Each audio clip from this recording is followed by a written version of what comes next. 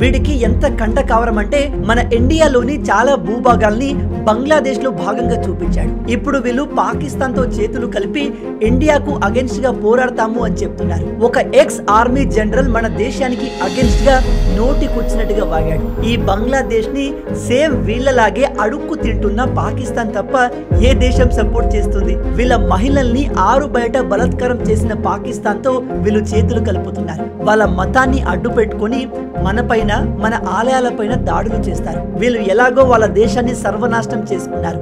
ఇప్పుడు మన దేశంలోకి వచ్చి మన దేశాన్ని నాశనం చేసే ప్రయత్నం చేస్తారు.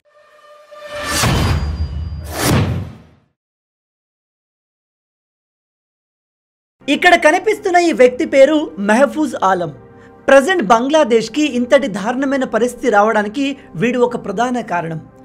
బంగ్లాదేశ్ లో స్టూడెంట్స్ ని గవర్నమెంట్ కి అగెన్స్ట్ గా రెచ్చగొట్టింది. ఆ తర్వాత ఆ ప్రొటెస్ట్ లో రాడికల్స్ ని ఉగ్రవాదుల్ని కలిపింది వీడే. ఓవరాల్ గా బంగ్లాదేశ్ సర్వనాశనం అవ్వడానికి, అక్కడి ప్రభుత్వం కుప్పకూలడానికి, షేక్ హసీనా ఆ దేశం వదిలి పారిపోవడానికి వీడు కీలకమైన పాత్ర పోషించాడు.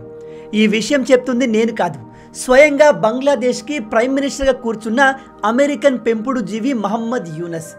వీడు బంగ్లాదేశ్లో చేసిన ఉగ్రవాద పనులకు వీడిని మహమ్మద్ యూనస్ అమెరికాకు తీసుకెళ్లి బిల్ క్లింటన్తో పరిచయం చేయించి అతని ముందు పొగిడాడు. అలాగే ఈ స్టేజ్ మీద మహమ్మద్ యూనస్ తాము ఆ దేశ గవర్నమెంట్ని పడగొట్టేందుకు ప్రజల్ని, ఎస్పెషల్లీ స్టూడెంట్స్ని ఎంత ప్లాన్గా రెచ్చగొట్టారో ఒప్పుకున్నాడు.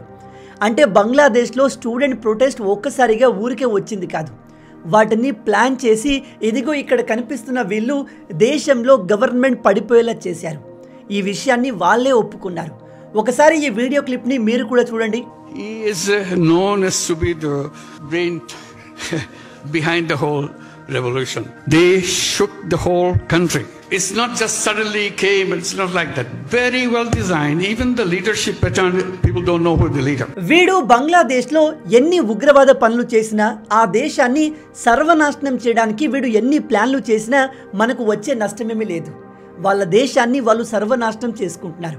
కానీ ఇక్కడ ప్రాబ్లం ఏమిటంటే ఈ ఉగ్రవాది ఇప్పుడు మన దేశానికి అగెన్స్ట్గా అక్కడి ప్రజల్ని రెచ్చగొడుతున్నాడు. మనం ఇప్పుడు వీడి గురించి ఎందుకు డిస్కస్ చేస్తున్నాము అంటే వీడు ప్రజెంట్ ఉన్న మహమ్మద్ యూనస్ గవర్నమెంట్కి మెయిన్ అడ్వైజర్గా పనిచేస్తున్నాడు. అంటే మహమ్మద్ యూనస్ గాడు వాళ్ళ దేశంలో ఏం చేయాలన్నా, ఇతర దేశాలతో ఎటువంటి సంబంధాలు పెట్టుకోవాలో కూడా వీడే చెప్తాడు. అందుకే వీడు మాట్లాడే మాటలు, చేసే చేష్టల్ని మన దేశం ఎప్పటి నుంచో గమనిస్తుంది. అయితే రీసెంట్ గా వీడు గ్రేటర్ బంగ్లాదేశ్ అని చెప్పి ఒక మ్యాప్ ను రిలీజ్ చేశాడు. ఆ మ్యాప్ లో మన ఇండియాలోని చాలా భూభాగాల్ని బంగ్లాదేశ్ లో భాగంగా చూపించాడు. మన ఇండియాలోని నార్త్ ఈస్ట్ రాష్ట్రాల్లో చాలా ప్రాంతాల్ని వీడు బంగ్లాదేశ్ లో భాగాలుగా చూపించాడు.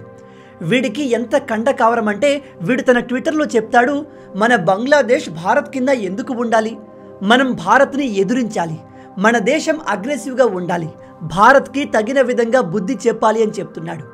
వీడు ఇదంతా కూడా పబ్లిక్గా తన ఎక్స్ అకౌంట్లో పోస్ట్ చేశాడు.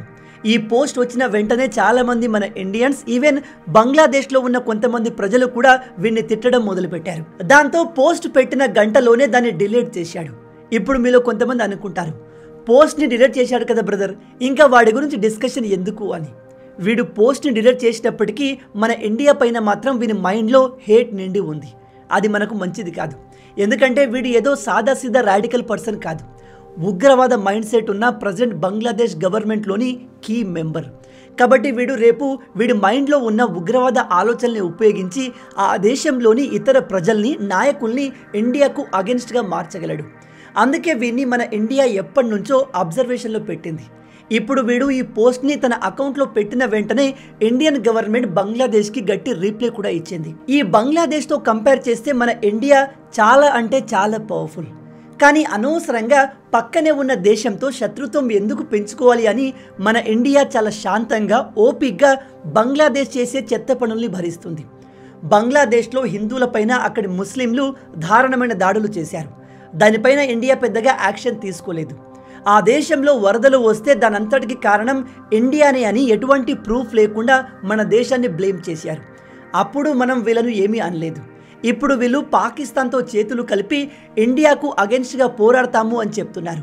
అయినా కూడా ఇండియా బంగ్లాదేశ్కి అగెన్స్ట్గా ఒక్క మాట మాట్లాడలేదు. రీసెంట్గా బంగ్లాదేశ్కి చెందిన ఒక ఎక్స్ ఆర్మీ జనరల్ మన దేశానికి అగెన్స్ట్గా నోటికొచ్చినట్టుగా వాగాడు.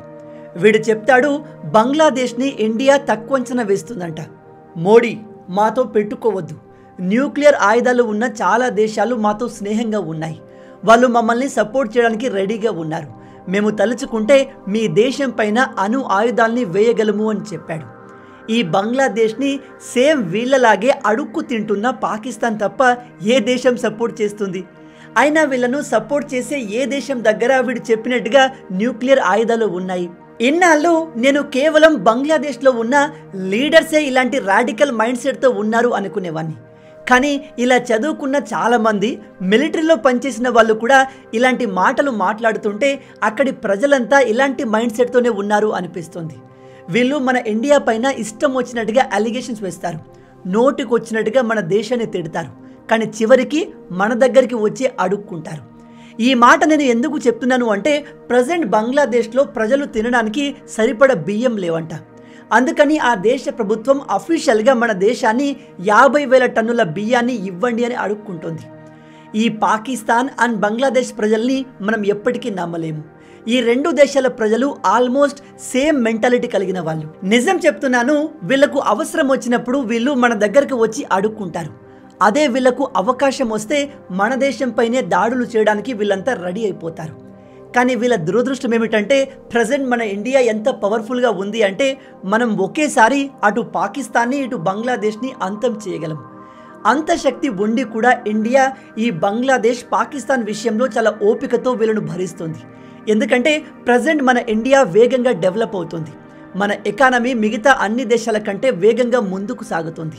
ఇలాంటి సమయంలో పొరుగు దేశాలతో గొడవలు పెట్టుకోవడం అంత మంచిది కాదు. అందుకే ఇలాంటి చదువుకున్న మూర్ఖులు మన దేశ భూభాగాల్ని కావాలని వాళ్ళ దేశంలో చూపించిన ఇండియా పెద్దగా రియాక్ట్ కాకుండా వార్నింగ్ ఇచ్చి వదిలేసింది. దీనికి మన ఇండియా ఇచ్చిన రీప్లై ఏమిటంటే, దయచేసి మీరు ఏదైనా మాట్లాడే ముందు, అఫీషియల్ స్టేట్మెంట్ ఇచ్చే ముందు కాస్త ఆలోచించి మాట్లాడండి. ఇలాంటివి రిపీట్ అయితే బాగోదు, మీ పైన యాక్షన్ తీసుకునే అవకాశం ఉంది అని చెప్పింది. నిజంగా ఈ యూనస్ రావడంతో బంగ్లాదేశ్ ఎంతకి దిగజారింది అంటే, వీళ్ళ దేశానికి వచ్చి వీళ్ళ ప్రజల్ని ఇష్టం వచ్చినట్టుగా కాల్చి చంపేసి వీళ్ళ మహిళల్ని ఆరు బయట బలాత్కారం చేసిన పాకిస్తాన్తో వీళ్ళు చేతులు కలుపుతున్నారు. ఒకసారి ఆలోచించండి, మన ఇంటికి వచ్చి మనతో గొడవ పడి మన ఇంటి మహిళలతో అసభ్యంగా ప్రవర్తించే వాడిని మీరు లైఫ్లో వెళ్ళి కలుస్తారా? అవకాశం దొరికితే వాడిని మడతేసి కూడదామని చూస్తాం కానీ ఇదిగో ఇక్కడ కనిపిస్తున్న ఈ పప్పెట్ ప్రైమ్ మినిస్టర్ ఇప్పుడు అదే పని చేస్తున్నాడు. మీరు ఇక్కడ ఆర్టికల్లో చూడొచ్చు, బంగ్లాదేశ్ పాకిస్తాన్తో చేతులు కలుపుతుంది అండ్ పాకిస్తాన్తో వీళ్ళు బిజినెస్ చేస్తారంట. ఫస్ట్ ఆఫ్ ఆల్ పాకిస్తాన్కే తినడానికి సరైన తిండి లేదు. వీళ్ళు ప్యాకేజీ కావాలంటూ అన్ని దేశాల దగ్గర తిరిగి వచ్చారు. ఏ దేశం కూడా వీళ్లకు డబ్బులు ఇవ్వడానికి రెడీగా లేదు. అలాంటి దేశంతో వీళ్ళు బిజినెస్ చేసి వాళ్ళ దేశాన్ని అభివృద్ధి చేస్తారంట. మీరు చూస్తూ ఉండండి, 2025-26 ఎండ్ కల్లా బంగ్లాదేశ్ పరిస్థితి పాకిస్తాన్ కంటే దారుణంగా మారుతుంది. దీంతో మనకు వచ్చే ప్రాబ్లం ఏమిటంటే, బంగ్లాదేశ్తో మన దేశానికి దాదాపు 4,000 కిలోమీటర్ల బార్డర్ ఉంది. ఆ బార్డర్లో మనం సెక్యూరిటీని హై అలర్ట్లో ఉంచాలి. ఎందుకంటే ఆ దేశం ఎలాగో సర్వనాశనం అయిపోయింది. కాబట్టి అక్కడి ప్రజలు ఉద్యోగ అవకాశాల కోసం బతకడానికి ఇల్లీగల్గా మన దేశంలోకి వస్తారు. ఆల్రెడీ వస్తున్నారు. మన దేశంలో దాదాపు 2 కోట్ల కంటే ఎక్కువ మంది బంగ్లాదేశీయులు ఇప్పుడు ఇల్లీగల్గా ఉంటున్నారు. వీళ్ళు బతుకు తెరువు కోసం మన దేశానికి వచ్చి వాళ్ళ పని వాళ్ళు చేసుకుంటే మనకు ఎటువంటి ఇబ్బంది ఉండదు. కానీ వీళ్ళ మైండ్ సెట్ ఎలాంటిదంటే, వీళ్ళు మన దేశంలో ఉంటూ మన తిండి తింటూ మనకే అగెనిస్ట్గా మాట్లాడతారు. వాళ్ళ మతాన్ని అడ్డు పెట్టుకొని మనపైన, మన ఆలయాలపైన దాడులు చేస్తారు. షాకింగ్ విషయం ఏమిటంటే, మన దేశంలో జరిగే చాలా వరకు క్రైమ్లకు ఈ బంగ్లాదేశీ ఇల్లీగల్ ఇమిగ్రెంట్సే కారణం. నార్త్ రాష్ట్రాల్లో ఈ ఇల్లీగల్ బంగ్లాదేశీల సమస్య విపరీతంగా పెరుగుతుంది. రాబోయే రోజుల్లో ఇది మరింత సివియర్ అయ్యే అవకాశం కూడా ఉంది. కాబట్టి భారత ప్రభుత్వం ఇప్పుడైనా మేల్కొని ఈ బంగ్లాదేశ్ని, అక్కడి నుంచి మన దేశంలోకి వస్తున్న ఇల్లీగల్ ఇమిగ్రెంట్స్ని కంట్రోల్ చేసి వాళ్ళపైన యాక్షన్ తీసుకుంటే బాగుంటుంది. లేదంటే వీళ్ళు ఎలాగో వాళ్ళ దేశాన్ని సర్వనాశనం చేసుకున్నారు, ఇప్పుడు మన దేశంలోకి వచ్చి మన దేశాన్ని నాశనం చేసే ప్రయత్నం చేస్తారు. ఈ మొత్తం టాపిక్ గురించి మీరేమనుకుంటున్నారు? ఈ బంగ్లాదేశ్కి మన ఇండియా ఎలా రీప్లే ఇస్తే బాగుంటుంది? మన దేశంలో రోజు రోజుకి పెరుగుతున్న ఇల్లీగల్ బంగ్లాదేశీలను దేశం నుంచి వెళ్ళగొట్టేందుకు ప్రభుత్వం ఎటువంటి యాక్షన్ తీసుకుంటే బాగుంటుంది? మీ ఆలోచనల్ని కింద కామెంట్లో చెప్పండి. మొత్తంగా ఇవి ఈ వీడియోకి సంబంధించిన పూర్తి విషయాలు. ఈ వీడియో మీకు నచ్చింది అనుకుంటున్నాను. నచ్చితే అలా ఊరికే చూసి వెళ్ళిపోకుండా వీడియోని లైక్ చేసి ఛానల్ని సబ్స్క్రైబ్ చేయండి. రాబోయే వీడియోలో ఇంకో ఇంట్రెస్టింగ్ టాపిక్తో మళ్ళీ కలుద్దాం. అంటిల్ దెన్, జై హింద్.